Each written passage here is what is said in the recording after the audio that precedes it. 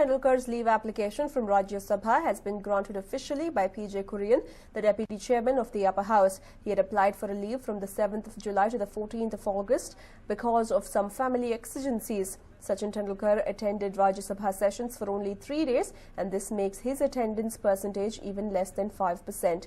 On the other hand, Rekha too has been away from Rajya Sabha for a long time now, and her attendance percentage is somewhere close to 3%. This revelation has created a ruckus in the parliament. MPs have started questioning the decision of granting Sachin Tendulkar the leave for personal issues. Therefore, whenever there is a session in Rajya Sabha, he is expected to attend the session instead of bunking it, is what many of the MPs opined. According to the Indian Constitution, if a member of the Rajya Sabha is absent for more than 60 days without notice, then his position will be offered to someone else. But Sachin was away from Rajya Sabha for a stretch of 40 days, so he doesn't qualify for the above-mentioned violation.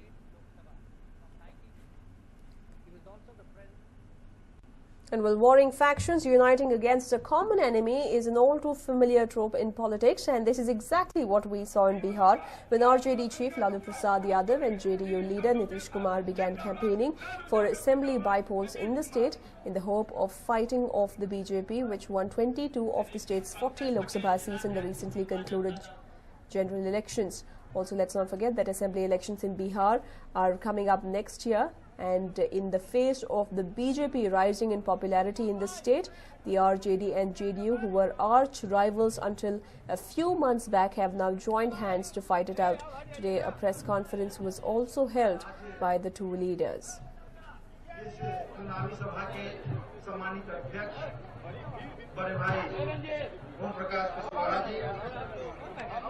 Well, let's not forget that in the past we have seen the RJD being an ally of the UPA and the JDU being an ally of the NDA, both being arch rivals in the very same state of Bihar.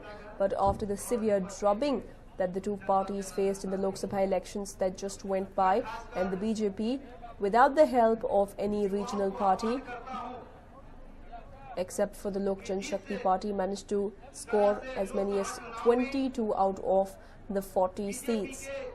And this has alarmed the JDU and the RJD, which after 23 long years have joined hands ahead of the by-polls and the assembly elections next year.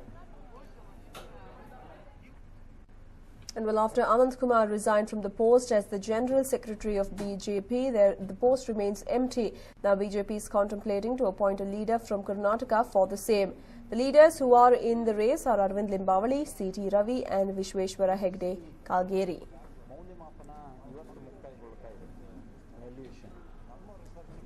The General Secretary post was vacated by Anand Kumar, and the post has been lying vacant. And considering Anand Kumar is an MP from Karnataka, the BJP is contemplating choosing another leader from Karnataka to occupy the General Secretary post, and the candidates in the fray are Arvind Limbavali, C.T. Ravi and Vishweshwara Hegde Kageri, all three who have held strong portfolios during the BJP's regime in the state.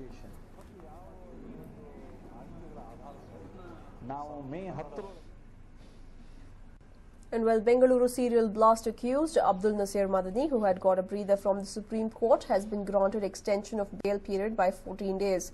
Earlier, the Apex Court bench, headed by Justice J. Chelameshwar, has granted him 1 month bail for his treatment against a surety of 5 lakh rupees. Arguing in favor of Madani, senior advocate Prashant Bhushan had said that he should be granted bail as he is suffering from an acute case of diabetes. When Abdul Nasir Madani was granted bail, there were a series of conditions attached to it. And Abdul Nasir Madani, in fact, went on to request for bail in the backdrop of his ill health. The court had granted him bail along with a surety of 5 lakh rupees and also conditions that he should be reporting to the Bengaluru police every 15 days. He was also not given permission to leave the country, and now Madani's bail has been extended by 14 more days as his advocate and senior Supreme Court lawyer Prashant Bhushan went on to argue how Madani had been suffering from severe diabetes and he required the days off. And meanwhile, killer advocate Shubha, who became infamous after killing her fiancé, has been granted bail by the Supreme Court. The bench, headed by Justice Deepak, granted bail to the advocate convicted in the infamous Girish murder case in 2003. In 2010, Shubha, her lover Arun Verma, his cousin Dinesh and another Venkatesh were convicted in the murder. But since Shubha was the mastermind in the murder, she was given the additional 3 years of imprisonment. The High Court too had upheld the life sentence given by the trial court. Shubha's lawyer argued in the Supreme Court, saying she had been in jail for over 10 years and others in the case had received bail. Shubha had murdered Girish, the software engineer to whom she was engaged in November 2003 to be married 5 months later. Girish was murdered on the 3rd of December 2003 on the Indiranagar Koramangala Intermediate Ring Road near what was then called the Jumbo Point, where people stopped to watch flights take off and land from the old airport. Shubha, his neighbour and daughter of an advocate, had been engaged to him just a few days prior to his murder. Arun had hired Venkatesh for 1500 rupees to murder Girish. Shubha, on December 3rd, out on a date with Girish, persuaded him to stop at Jumbo Point. Even as Girish was watching the flights in progress, Venkatesh crept up from behind, hit him on the head with a shock absorber. Girish died of his injuries later. Well, we earlier spoke to lawyer Sham Sundar. Let's listen.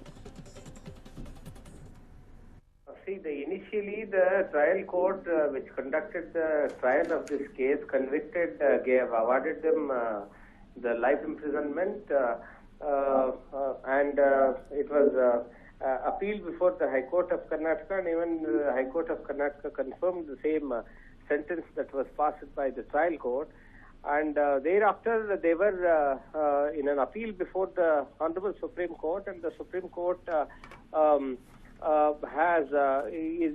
Supreme Court has not yet considered the appeal. But in the meanwhile, see, whenever there is a case in appeal to an appellate court, naturally we make an application for grant of bail till the appeal is decided, because once you appeal the matter before the higher court or an appellate court, it would be like we are challenging the judgment of the trial court or the lower court that would have awarded the sentence. In this case also, there was a first round of appeal before the Honorable High Court of Karnataka, and the Honorable High Court of Karnataka had upheld the conviction that was given by the trial court, and thereafter in the usual course of appeal, the appeal was is still there before the Honorable Supreme Court, and in the meanwhile an application for bail appears to have been made, and it's quite obvious that if the Honorable Supreme Court was of the view that since till the appeal is disposed of, she has to be granted bail, and she has to be set at liberty till the case is finally heard and disposed of, and she's entitled for a bail in the meanwhile anyway. And moving on now, a 35-year-old KSRP constable Gopi attempted suicide at the KSRP quarters. Gopi, who belongs to the KSRP 1st Battalion, was one of the constables who had protested against the transfer of the then ADGP Ravindranath. Ravindranath had hit headlines in the coffee shop photo episode involving a young woman. Gopi was reportedly scared of being terminated from service, forcing him to act in the manner that he did. Well, let's not forget that when ADGP Ravindranath was accused of clicking obscene pictures of a girl at a coffee shop, he was suspended and was lambasted for his behavior. But at the same time, KSRP personnel had taken to the streets to express their solidarity with the ADGP.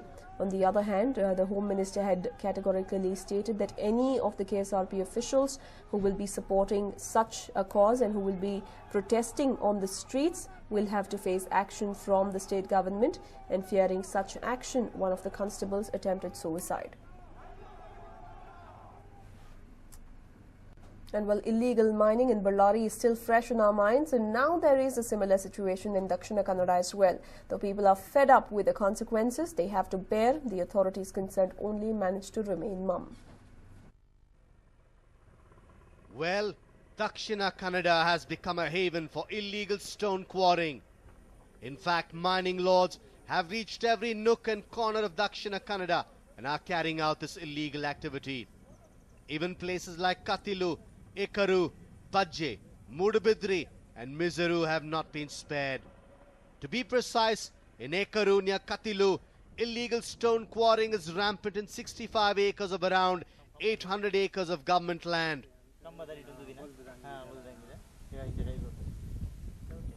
In reality, the Mines and Geology Department has not issued any license to carry out the quarrying. ಸುಮಾರು 800 ಎಕರೆ ಜಾಗ ಇದೆ, ಸರ್ಕಾರಿ ಜಾಗ ಇದೆ. ಅದರಲ್ಲಿ ಕಪ್ಪುಗಲ್ಲು ಮತ್ತು ಕೆಂಪುಗಲ್ಲು ಅವ್ಯಾಹತವಾಗಿ ಇಲ್ಲಿ illegal ಆಗಿ, ಯಾಕಂದರೆ ಯಾವುದೇ ಇದು ಕಾನೂನು ಬಾಹಿರ, ಯಾವುದೇ ಇದಕ್ಕೆ ಪರ್ಮಿಷನ್ ಇಲ್ಲ, ಯಾವುದೇ ಇಲಾಖೆಯಿಂದ ಪರ್ಮಿಷನ್ ತಗೊಳ್ಳದೆ ಇದು ಮಾಡ್ತಿದ್ದಾರೆ. Well, the consequences of illegal stone quarrying are very grave. Local people have to bear the brunt as dynamite blasts take place frequently. Their houses have developed cracks. What is all the more painful is the fact that huge pits or trenches that are formed as a result of the illegal act turn into danger zones during the rainy season. Moving on, in Ekaru, these illegal miners have converted the road belonging to the PWD department into a quarrying point. And if you talk about this to the officials concerned, they only show a semblance of concern. They indeed conduct raids, but after a week or so, the situation is back to square one. Not just this, it has also come to light that the quarrying is being carried out based on NOCs being issued by the Tehsildar. 40 ಅಡಿ ಹೊರಗಡೆ ಕೂಡ ಆಳವಾದಂಥ ಗಣಿಗಾರಿಕೆಗಳು ಇಲ್ಲಿ ನಡೀತಾ ಇದೆ. ಅದನ್ನು ಒಂದು ಗಣಿಗಾರಿಕೆ ಮುಗಿದ ನಂತರ ಅದನ್ನು ಮುಚ್ಚುವಂಥದ್ದು, ಹಾಗೆ ರಕ್ಷಣಾ ಬೇಲಿಗಳನ್ನು ಅಳವಡಿಸುವಂಥ ನಡೀತಾ ಇಲ್ಲ. ಅದರಿಂದ ಅಲ್ಲಲ್ಲಿ ಕೃತಕವಾದಂತಹ ಈ ರೀತಿಯ ಅಪಾಯಕಾರಿಯಾದಂತಹ ಈ ದೊಡ್ಡ ದೊಡ್ಡ ಕೆರೆಗಳ ರೀತಿಯಲ್ಲಿ ನಿಂತಿರೋದ್ರಿಂದ ಇಲ್ಲಿಯ ಮಕ್ಕಳು ಮತ್ತು ಈ ಭಾಗದಲ್ಲಿ ಸಂಚರಿಸುವಂಥ ಜನರು ಕೂಡ ಒಂದು ಜೀವವನ್ನು ಕೈಯಲ್ಲಿ ಹಿಡ್ಕೊಂಡು ಹೋಗುವಂಥ ಪರಿಸ್ಥಿತಿ ನಿರ್ಮಾಣ ಆಗಿದೆ. It is further alleged that political bigwigs are also hand in glove with the locals. People just hope that the authorities concerned take stern and punitive measures to stem the rot. Rajesh Puttur, News9, Mangalore.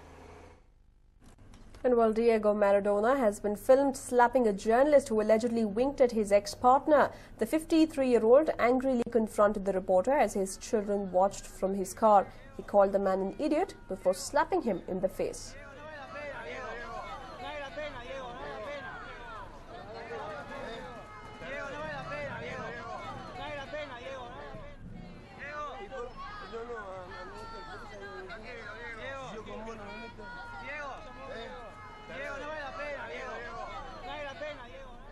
The cameras then show the former Argentinian footballer getting back to his car before driving off. It has been reported the journalist winked at the mother of Maradona's son, his ex-partner Veronica Oida. The family had been celebrating Children's Day at an event in Buenos Aires. Maradona has courted controversy throughout his career. He used his other hand to score a goal that helped to knock England out of the 1986 World Cup, and 8 years later he was sent home from the World Cup in USA after failing a drug test.